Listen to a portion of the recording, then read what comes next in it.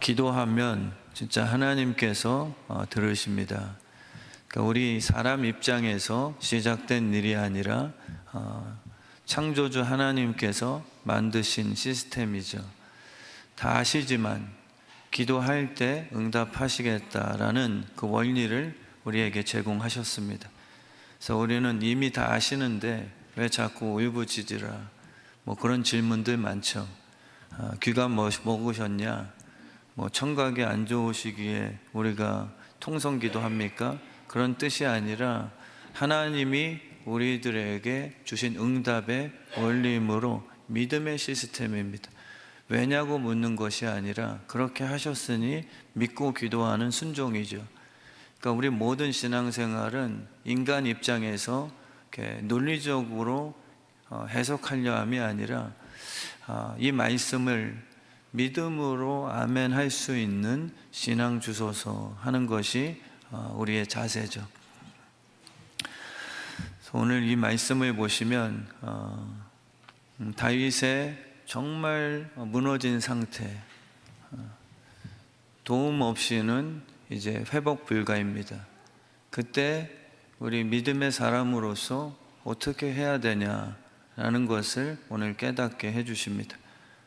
이걸 믿고 순종하신다면 저는 오늘 이 예배 시간에 누구나에게나 똑같이 다윗에게 허락해 주셨던 그 응답대로 한 분 한 분에게도 다 은혜 주실 줄 확신합니다.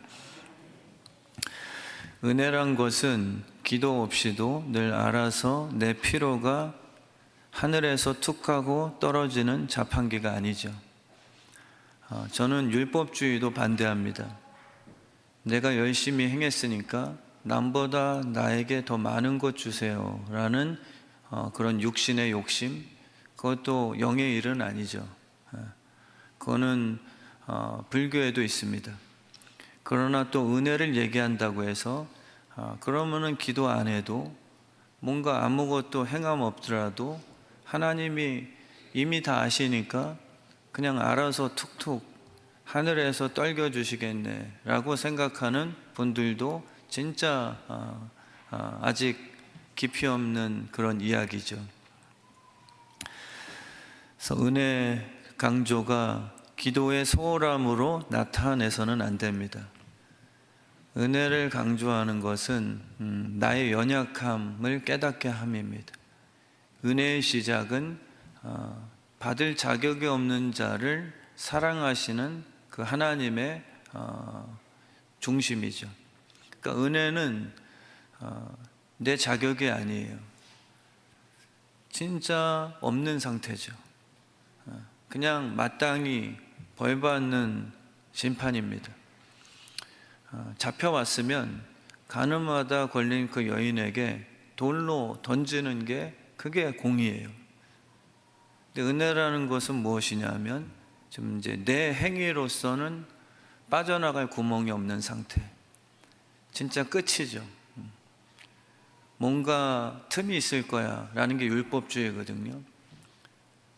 뭔가 우리의 행위로 열심히 노력하면 그래도 뭔가 틈이 있어서 신께서 그 분노를 좀 이렇게 가라앉히시고 한번 열심히 때를 쓰면 봐주지 않으실까? 근데 우린 이미 판결 받았습니다. 은혜 외에는 불가능한 상태예요. 이미 끝난 거예요. 우리의 행위로는 아무리 애써봐라 이미 모든 인생은 다 지옥이야 라고 성경은 출생부터 이미 다 심판이 끝났습니다.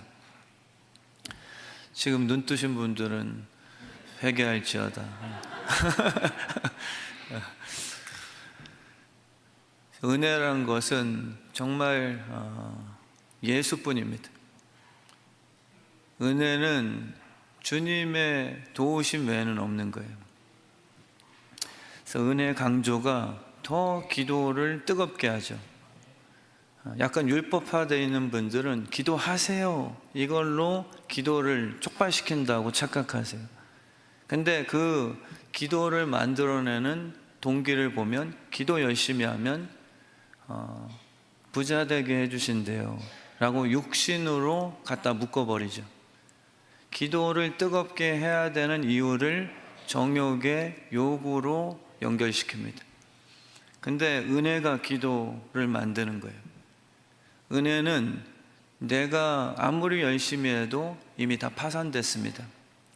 그래서 이제는 아버지의 받아주심, 탕자처럼요, 내 행위의 근거가 아니라 아버지께서 날 받아주셔야지만 내 생명이 이제 보존되겠습니다.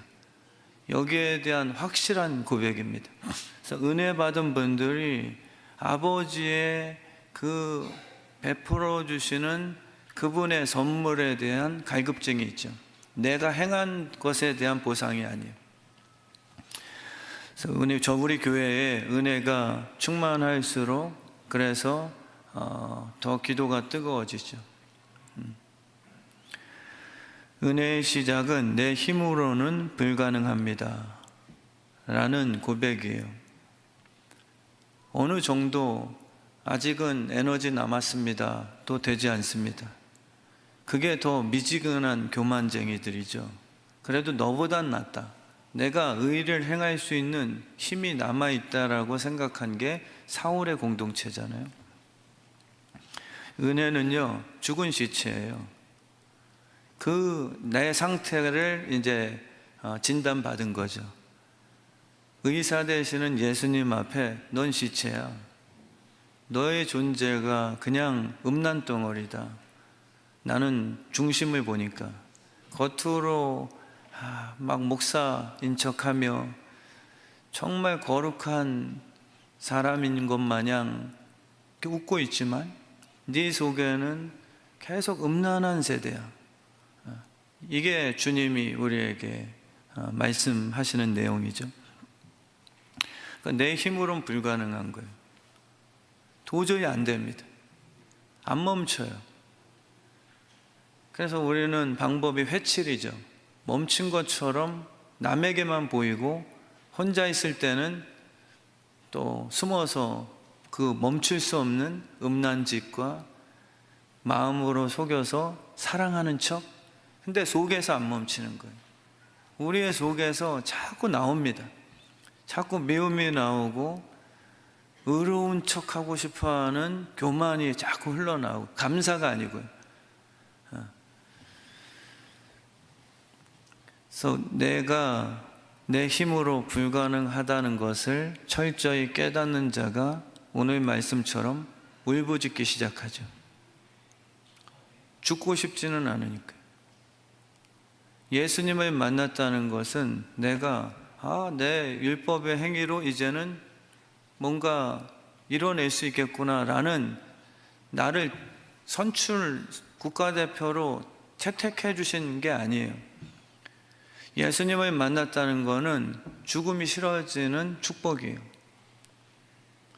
예수님을 만나서 살고 싶어지는 거거든요. 근데 살 방법은 없어요. 예전에는 그냥 인생이 육체예요. 정말 영적으로 살고 싶은 게 아니라 매 순간 돈, 음란, 미움, 세상 성공, 사실 살았으나 죽은 형태들, 살고 싶은 게 없습니다. 우리의 육신에서 살고 싶어 하는 게 없고 그냥 죽은 시체에 만족되는 마약성, 여기만 자꾸 자극이 오는 거죠. 근데 예수님을 만나고 생명을 만났어요. 그래서 이제는 이렇게 살고 싶지 않은 거죠. 하나님 이렇게 구질구질하게 더럽고 지저분하게 더 이상 살고 싶지 않습니다. 이제는 배설물이니까. 바울이 깨달은 것은 이전에 내가 전부라고 생각했던 그 대단한 것들이 똥이었네? 이것을 깨달아서 이제는 똥 갖고 자랑하고 싶지 않아요. 그걸 알게 된 거죠. 근데 방법이 없어요. 오라나는 공고한 사람이어서 계속 이게 깨어있지 못하면 또다시 배설물을 보면서 파리마냥 양식 삼아 또 쫓아가는 그러한 이 멈추지 않는 이 육신의 그러한 상태이죠. 그래서 이 오늘 내용이 주께 부르짖는 거예요. 살고 싶어서. 왜 자꾸 기도하세요? 라고 묻는 분은 아직 기도에 대한 이유를 잘 모르시는 거겠죠. 그 내 육신을 과대평가하시는 거예요. 날마다 죽어야 되거든요. 잘못된 게 아닙니다. 사도 바울도 가장 위대했으나 날마다 기도 안 하면 그 육신이 손톱 자라나듯이 또다시 또 공고한 사람 되죠. 그래서 기도하는 이유는 이렇게 살고 싶지 않은 이유예요. 또 미워하고 부모의 상처 다 있으시잖아요. 계속 반복되는, 너무 싫은데 그냥 덮어놓고 사는 그 가시와 엉겅퀴들, 그거를 이제 살기 싫어하셔야죠. 나 주님 이제 끊고 싶습니다. 술과 담배와 마약, 물론 제가 오해 없이 들으셨으면 좋겠는데, 본인이 컨트롤할 수 있는 와인, 술이라면 천국 가는데 지장 없어요. 근데 천국 가는 사람으로서 택해 주신 성령의 마음은요, 나를 사랑하고 아끼시거든요. 그럼 100%예요. 부모같이. 그럼 그 성령님이 내 안에서 탄식하면서 계속 깨닫게 해주시는 그 방향성이, 아버지요, 이 김철민 목사 제가 했다는 게 아니라 술 끊게 해주세요. 이럴 수밖에 없어요. 구원에 관한 문제가 아니라 구원받은 자녀이기 때문에 성령 아버지께서 내 몸이 영혼이 흐트러지거나 망가지는 잘못된 음식을 취하면 당연히 우시죠. 자녀가 정말 약술로 절제하는 힘이 있다면 누가 뭐라 하겠습니까? 아, 참, 너 절제한. 근데 망가져 버리면 우시는 거예요. 그래서 은혜의 시작은 내 힘으로 불가능합니다 라는 것을 인정하는 거죠. 나 안 됩니다, 주님. 그래서 택하심 받은 자들에게 고난의 그 훈련은 축복이죠.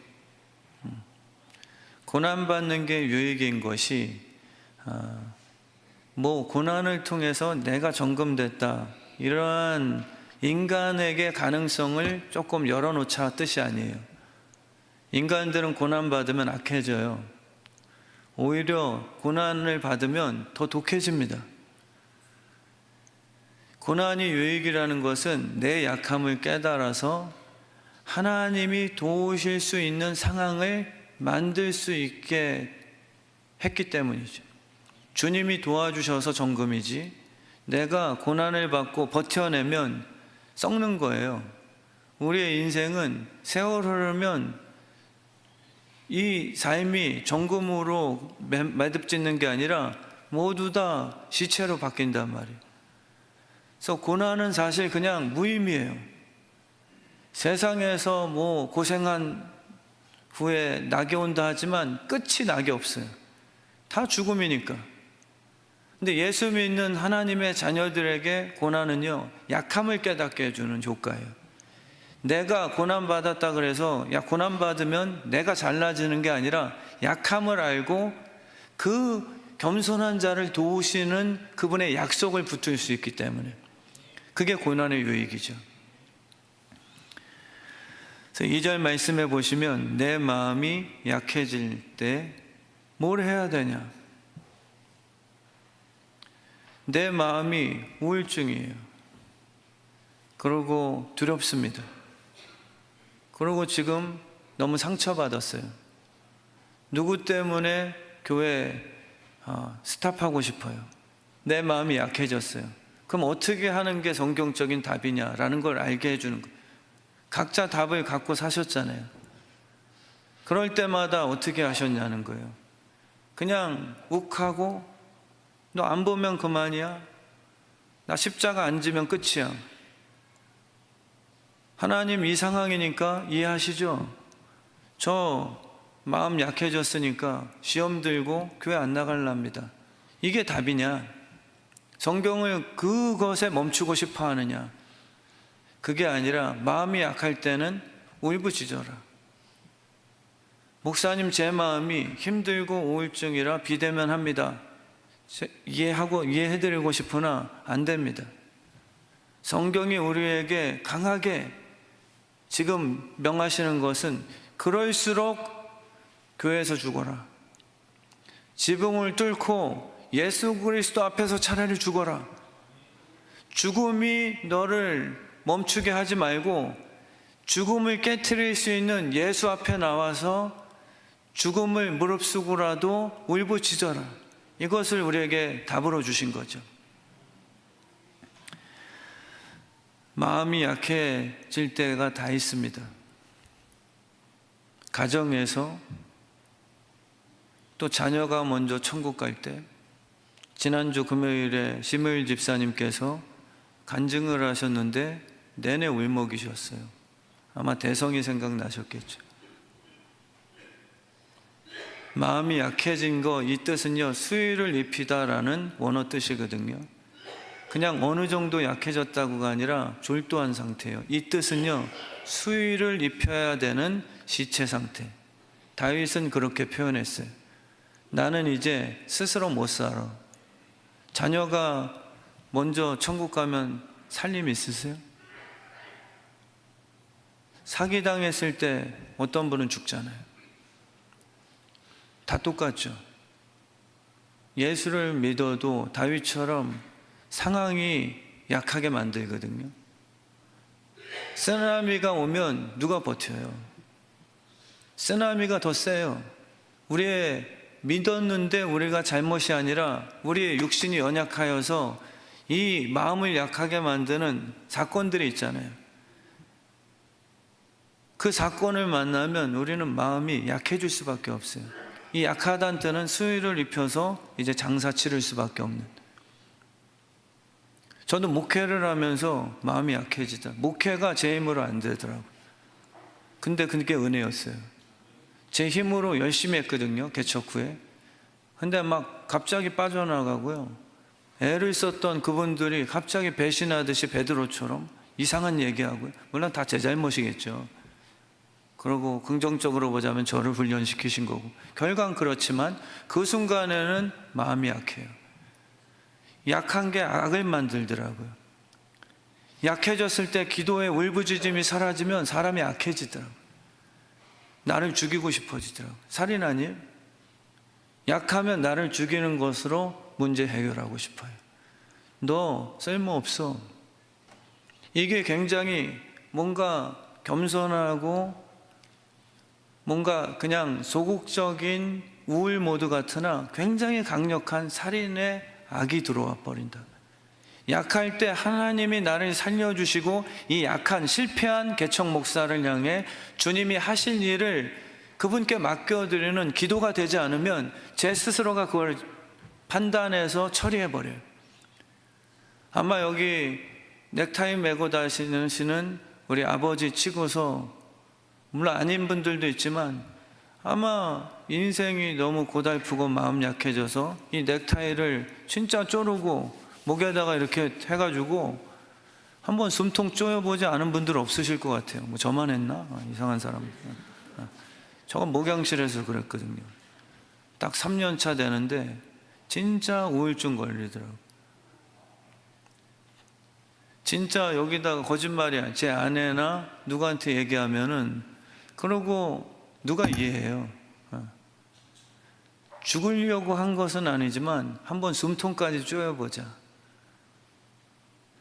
뭔가 숨 쉬는 게 영향력이 없는데 그 유서까지 다 진짜 엉엉 울면서 제가 유서까지 쓴 적이 있었어요.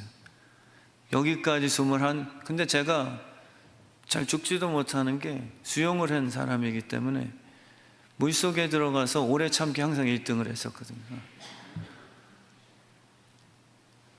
정말 마음이 약해질 때 하나님은 뭐라고 얘기하시지? 마귀는 어떻게 접근하지? 하나님이 왜 이 상황을 만들었냐의 불평보다요, 우리는 그분의 믿음을 요구하시는 방법에 대한 말씀을 깨달아야 돼요. 근데 우리는 다 거기를 넘어가고 싶어요. 하나님이 살아계시다면 왜 내 목회를 개척을 만들어서 이렇게 어렵게 만드세요? 이게 저의 답답함이다 보니까 죽어버려야지 그냥. 제 알아서 결론을 짓죠. 근데 오늘 성경 말씀은 너희도 똑같이 답답하고 약해질 때 있어. 이거를 허용하시잖아요. 근데 기복신앙과 이상한 기도원 부흥사 원장님들은 그걸 허용 안 하시는 거예요. 예수 믿으면 누구라도 약해질 일 없. 예수 믿는데 약해? 바로 정죄를 때려버리니까 거기에 답이 없죠. 그게 아니에요. 다윗조차도 약해지는 것을 하나님이 허용하신다. 그러고 답을 주세요. 똑같이 약해. 믿지 않는 자나 너나 똑같이 약해. 그러나 믿지 않는 자는 악해질 거예요. 약했을 때 기도가 없기에 결국 악해져서 끝을 악한 자의 영을 받아 사망으로 갈 거예요. 그러나 나의 자녀들은 약할 때 내 사랑의 기회가 될 거다. 그러니까 아웃 오브 컨트롤이거든요. 지금 컨트롤이 안 돼요. 지금 다윗은 이 마음이 약해지고 땅끝이라고 표현하잖아요. 땅끝은 하나님과 제일 멀리 있는 것 같은 그 감정의 공간이에요. 아무도 없는 것 같고 가족도 다 버린 것 같고 나 혼자만 있는데 어둠의 권세만 있죠. 그게 땅끝이에요. 사마리아와 땅끝까지 복음을 전하라 그러면 우리는 그냥 물리적인 거리만 생각하는데 땅끝은요 여기 안에도 있어요. 지금 땅끝에 계신 분들이 계세요. 땅끝의 의미는 주님이 계신 곳과 멀어진 것 같은 그 마음 상태, 거기에 복음을 전하라는 거예요. 예수의 은혜의 도움을 받지 못하는 그 사람의 마음 영혼이 땅끝입니다. 그 땅끝에는 아무도 도움을 줄 수가 없어요. 약해지고 거기에는 어둠의 영만 가득할 뿐이죠. 다윗은 자기의 마음 상태를 땅끝이라고 표현하고 있는 거잖아요. 그래서 우리의 착각은 나 어느 정도는 할 수 있어. 그러면 못 이기세요. 나는 패배할 수밖에 없는 육신의 연약함이야. 이래야 주님께 의지하죠. 나는 강간범 아닌데, 어린이 아동 성폭력범 아니잖아. 요 정도 선에서는 내가 세상 나가서 조금 이렇게 유흥을 즐기는 것 오케이? 그렇지만 교회 나가서 다시금 하나님께 나아갈 수 있는 힘은 있어. 약하지만 남은 에너지가 있기에 나는 내 힘으로 다시 돌아갈 수 있어. 제가 청년 사역할 때 꼭 그런 선배 청년 한 명이 있었어요. 맨날 기도할 때는 방언 기도하는데 술 먹고 싸움하고 음란짓하고 제가 돌아와라 형. 철민아, 지금 이렇지만 나는 내가 확신해.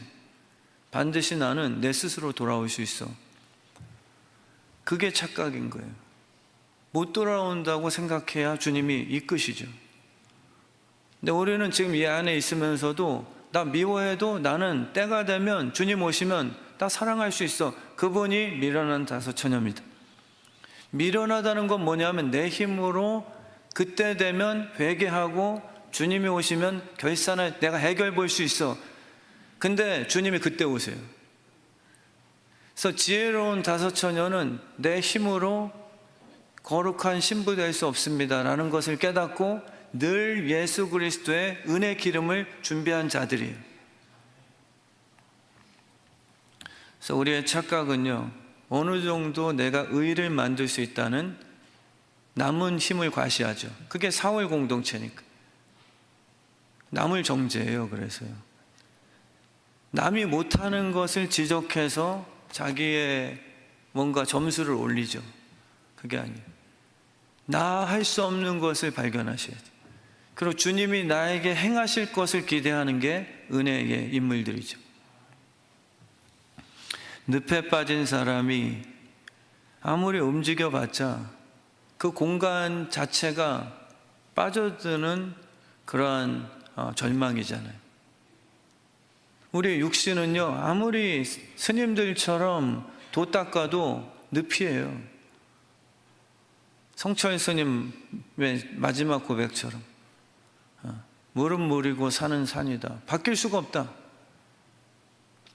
아무리 도 닦아봐도 죄인은 죄인이구나. 난 지옥으로 간다. 그거는 솔직히 하셨던 것 같아요. 안타깝지만 우리는 늪에 빠졌다고 불평하는 거예요.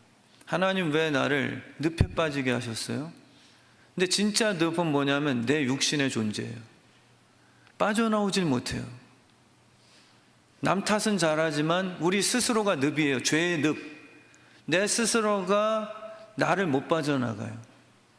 항상 더 악한 걸 생각하니까. 움직일수록 더 빨리 빠져들어가게 하는 공간이 돼버린 거죠. 그래서 기도라는 것은 내 쪽으로 하나님을 끌고 오려는 시도가 아니고요, 완전 내 힘을 빼는 겸손입니다. 기도는 하나님이 날 이끄시게 하는 시발점이에요. 육신의 요구가 아니라 내 육에 대한 그러한 겸손한 인정이죠. 기도가 그거예요. 하나님의 뜻대로 날 살리소서. 성령님의 충만함을 주셔서 기업이 되게 하소서. 이게 기도의 본질이죠. 근데 우리는 기도를 정욕으로 구한단 말이에요. 왜 안 들어주시는데요? 하나님 답답합니다. 빨리요. 조급함. 이게 기도의 열정이라고 착각을 시켜놨죠. 그걸 죽이는 거거든요. 주님, 저는 여전히 목사가 됐는데 아직도 이러네요. 빨리 총회장 되게 해달라고, 빨리 수나 좀 많게 해달라고. 이거를 인정하고 주님, 이 육신 좀 죽여주세요. 그게 기도의 참 목적이죠. 그리고 내 안에서 하나님이 일하실 수 있게 하는 그런 깨끗한 그릇 만드는 작업, 그게 기도의 참된 본질입니다. 우리 하나님은 강하신 분이시지만 줄다리기 하는 것처럼 우리를 이겨먹으려 하는 힘 과시는 없어요. 정말 하나님의 동행, 성령님과 친밀함, 진짜 내 삶의 매 순간마다 그분이 참 일해 주셨구나라는 확신, 이거를 경험해보고 싶으세요? 그럼 내 힘이 빠지는 수밖에 없습니다. 하나님은 절대 내 힘을 이겨먹는 분이 아니세요. 무슨 말씀인지 이해되시잖아요. 회초리로 내 힘을 빼게는 하실 수 있어도 억지로 내가 더 세다라고 확 잡아 당기는 분이 아니시라 내 스스로가 힘을 내려놓게 만드는 고난의 훈련을 시키실 분이에요. 주님은 그걸 기뻐하시니까 정말 주님 뜻대로 하세요. 매번 왜 주 뜻대로만 하세요? 라는 불평이 아니라 정말 하나님의 그 뜻을 존중할 수 있는 마음에 드디어 성숙함.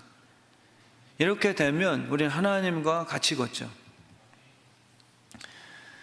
그래서 하나님의 그 우리를 인도하시는 힘의 세계는요, 내가 손을 딱 살포시 잡는 힘 세게만큼 뿐이에요. 더 세게 안 하십니다. 무례하거나 우리를 억지로 안 하세요. 기다려 주시되 딱 우리 하나님은 하나 될 수 있는, 나와 그분이 하나 된 느낌, 그것을 우리에게 허락해 주시는 거죠. 그래서 기쁜 거예요. 목사가 돼서도 나 억지로 목사 됐어 라는 그러한 무당같이 신병난 게 아니라 기쁨의 정서를 허락해 주시는 거예요.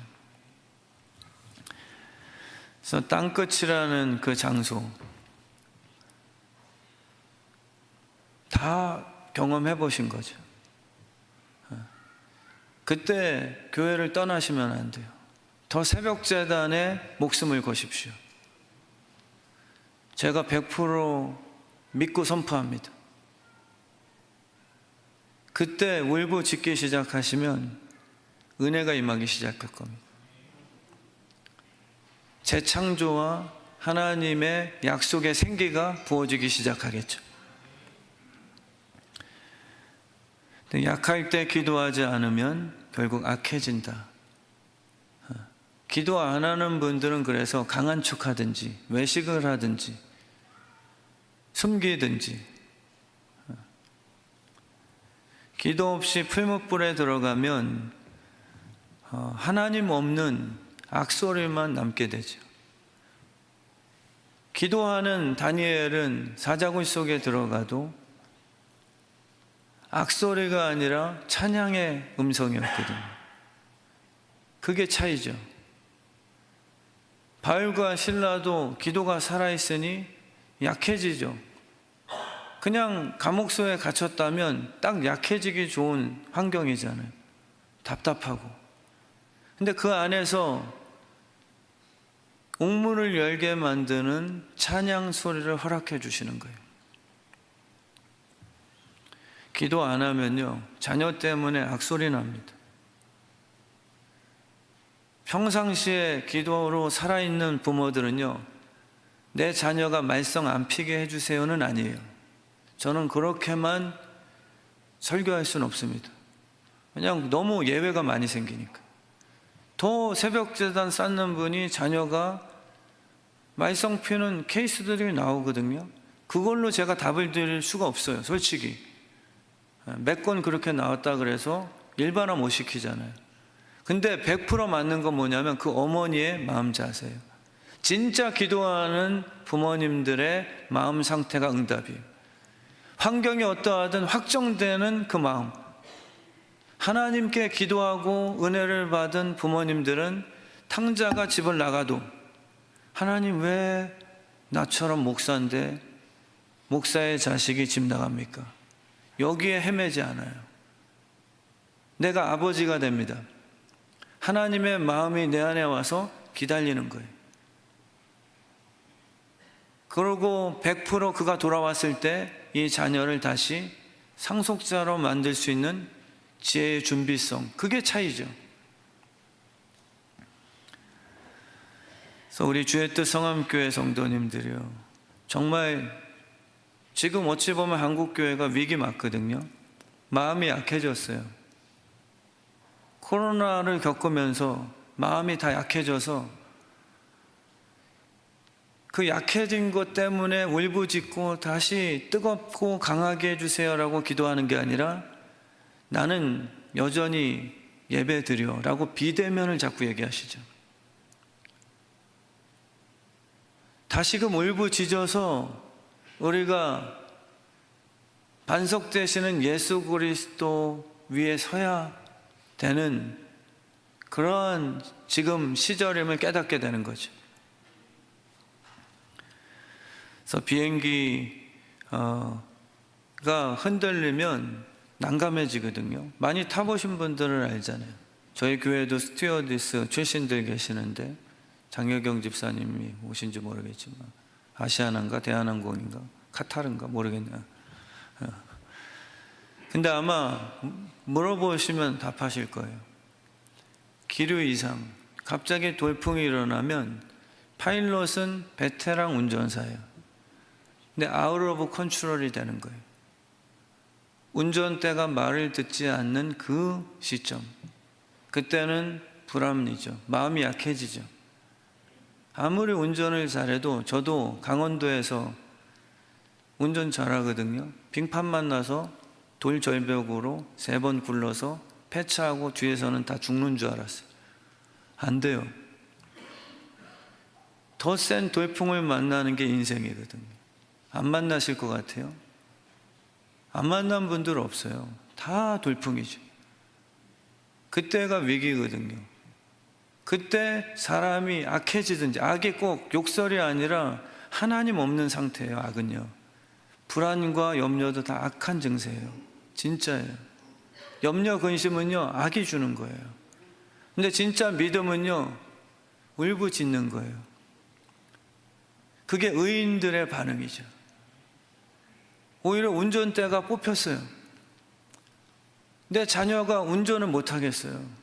목회도 제가 그때 운전을 열심히 한 거거든요. 이렇게 하면 급성장하겠지. 그래서 한 3년 되니까 100명 정도 어떻게 보면 급성장이잖아요. 그렇게 하기 쉽지 않잖아요. 근데 몇십 명이 누가 뚝하니 뚝 떼어서 나가버렸어요. 저는 열심히 운전했는데. 그러니까 이게 이상기류를 만나는 게 인생이고, 불신자들은 그때 완전 절망이고요. 바닥칩니다. 근데 믿는 자에게는 진정한 드라이버 되시는 예수님과 바톤 터치할 수 있는 은혜의 기회죠. 뽑아버리세요. 이제 어줍지 않게 내가 운전한다 하고 붙들고 있지 마시고 방주 시스템으로 말씀대로만 살아가세요. 방주는 말씀대로 뚝딱거린 거잖아요. 말씀대로, 수치대로. 그것만 집중하세요. 그리고 운전대는 뽑아버리시고 오히려 주님께 맡기는 거죠. 그럼 예수님의 실력은 이상기류나 홍수의 돌풍들을 다 안전하게 피해갈 수 있는 유일한 그런 운전사가 되시는 거죠. 그래서 제가 지금도 그래서 조금 심각하게 선포하는 거예요. 그 비상 착륙 시에는 스튜어디스 그 승무원들이 반말한대요. 머리 숙여! 막 이렇게 좀 세게. 그럼 어떤 분들은 실제 그런 사건이 있었대요. 그래서 갑론을박. 아무리 죽음에 앞둔 위기 상황이더라도 고객들에게 머리 숙여 반말?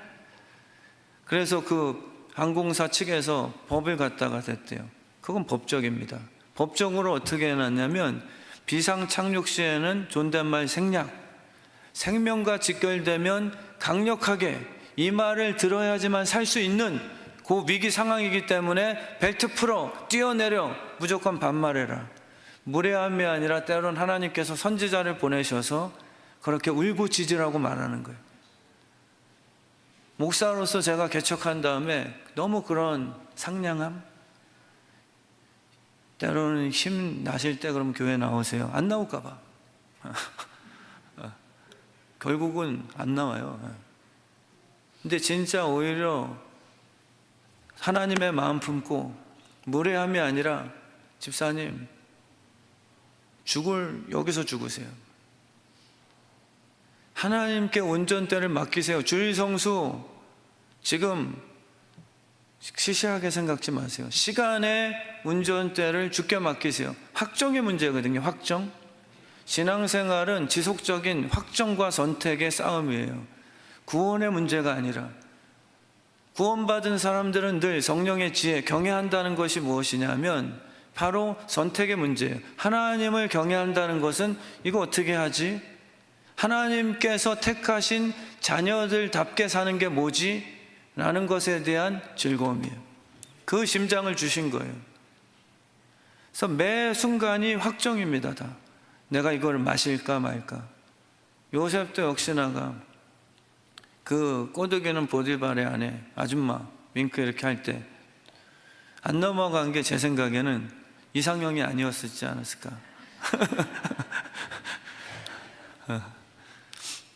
그때 선택이에요. 저는 다윗처럼 요셉이 그 아줌마한테 너무 외롭잖아요.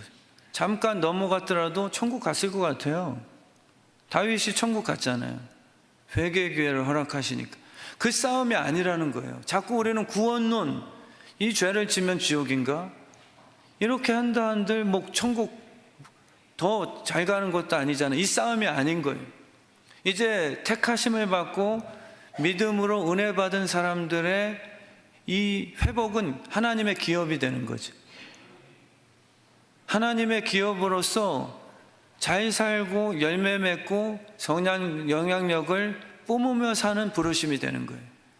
그게 오늘 다윗의 이야기거든요. 그러니까 확정이 필요한 거예요.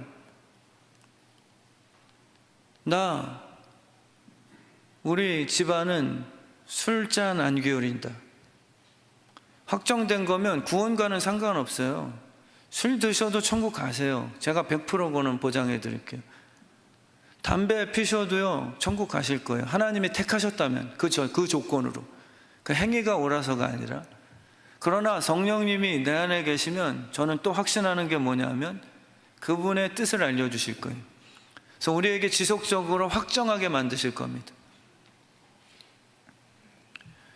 그래서 옥토라는 것은 내가 원하는 것을 만들어내는 그런 바벨탑, 세상에서 평당 가격 오르는 그런 땅 가치가 아니라 옥토라는 것은 확정된 마음이거든요.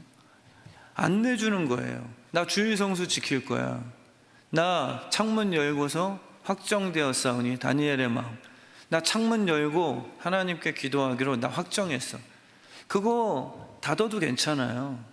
근데 신앙의 용사됨은 어디서 나오냐면 하나님 앞에 확정된 것을 죽으면 죽으리라 칼이 목에 들어와도 내 확정된 것을 지키는 즐거움, 거기서 신앙의 놀라운 파워가 흘러나기 시작하는 거죠. 저희 집안 아버지는 항상 명절 때마다 그걸 얘기하셨어요. 우리 집안은 부모님께 효도하는 거다. 물론 하나님께 영광 돌리고, 그리고 우리 집안은 술 입에 대지 않는다. 사실상 된 형제 있거든요. 지옥 가겠어요? 될 수 있죠. 근데 저는 그 문제가 아니라 확정의 문제가 있단 말이에요. 다 집집마다 있잖아요. 너 아빠 엄마로 딸 아들로 태어난 것은 이제 이 뜻은 따라줘야 돼 라는 것들이 있으시잖아요. 이런 어떠한 그 존귀한 결정들, 그래서 우리 주의 뜻 성함교회가 우리 반석 되시는 예수 그리스도 위에 서게 되는 믿음의 용사 되길 축원합니다. 반석은 늘 말씀드렸듯 하나님의 말씀을 붙드는 마음이에요. 반석은 주는 그리스도시요 살아계신 하나님의 아들입니다 라는 것을 놓지 않는, 그게 순교를 만드는 거예요. 그냥 내가 멋있게 순교했으니까 천국 가는 게 아니라 베드로가 성령의 충만함을 받고, 예전엔 배신했지만 이제 예수 그리스도의 은혜를 받고 나니까 이 확정을 지키고 싶어하는 선한 마음 생긴 거예요. 그래서 순교가 아니라 나는 주는 그리스도시요 살아계신 하나님의 아들이니 이 뜻대로 사는 게 내 삶의 이유가 됐으니 너 그 뜻대로 살지 마 하는 공격이 들어왔을 때 붙든 게 옥토예요. 절대 이 말씀의 씨앗을 빼앗기지 않는 마음. 난 주일성수, 제가 아는 어떤 장로님 삼성에 이사하셨는데 그분은 중국에 출장을 가셔도 내가 섬기는 교회에서 주일성수 한다는 마음의 확정이 진짜 오셨어요. 그러고 월요일날 다시 중국 가셨어요. 그렇게 하라는 게 아니에요. 행위를 강요하는 게 아니라 확정이 있으시냐는 거예요. 하나님 앞에 내가 뜻을 정한 거, 창문 열겠다, 이게 지금 다 흐트러져서 마음이 약해진 거예요. 다시금 그 뜻들을, 시간의 운전대를 주께 맡깁니다를 주일성수로 확정하시는 거예요. 주님, 일주일 동안 하나님이 제 직장, 목회, 이 시간의 주인이 되셔서 파손되지 않게 해주세요. 그래서 저 주일성수 지킬 겁니다. 10일도 그런 개념이에요. 빼앗기는 게 아니라 이 물질의 운전대가 되어주셔서 주님, 선한 영향력 나눠주며 살 수 있는 통로 되게 해주세요. 이 신앙 고백이 되는 거죠. 결론을 짓겠습니다. 다윗은 5절 말씀에 나의 서원을 들으시고 주의 이름을 경외하는 자가 얻을 기업을 내게 주셨다고 고백하죠. 다윗은 내 육신은 항상 내 육신의 욕심 때문에 살아갑니다. 돈 주셔도 보니까 내 육신이 원하는 것만 하는 거예요. 근데 우리의 서원은 뭐냐면 다윗 같은 마음이 약해지고 사업이 망했을 때 어떤 서원 기도하세요? 주님, 이것만 해결해 주시면 제가 새벽기도 한번 나가드릴게요. 주일 예배 한번 나가드릴게요. 10일 제가 떠드릴게요. 이게 서원 기도가 아니라는 거예요. 다윗은 지금 그걸 철저하게 하나님 앞에 죽은 지체로 나아가는 거예요. 주님, 저는 그런 그런 인간입니다. 하나님이 해결해 주시면 또다시 화장실 나갈 때 들어갈 때 또 달라지는 정욕이에요. 그러니까 이제는 희망이 없으니까 은혜를 주세요. 은혜 받은 상태로 5절 말씀이 나온 거예요.